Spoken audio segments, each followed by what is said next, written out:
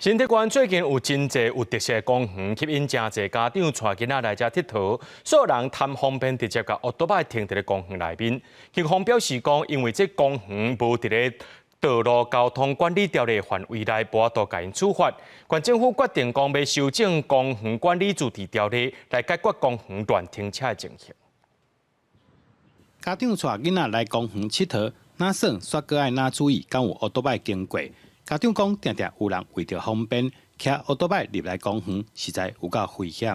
足唔好的呢，我嘛捌看过，毋过我感觉安尼实在是足危险的吼，啊，佮足无水准的，万不离囡仔走来走去，甲弄着，看是要安怎？可能有时候地方没得停，可能就停到公园内这样子。有民众报案，警方煞无法度处理，因为公园内面无算道路交通管理条例的范围，警方干那会当可抗，袂当处罚。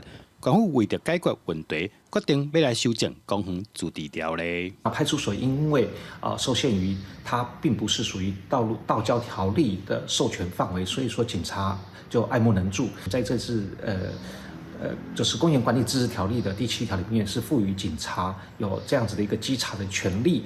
那相关的程序就是警察将这个稽查的行为登载之后，直接交由我们产发处去自担开罚。目前县府已经通过修正案，准备送机会审议。授权警方未来若是发现公园有人骑奥多摆入来，会当直接处罚500块至5000块。记者杜文和新竹报道。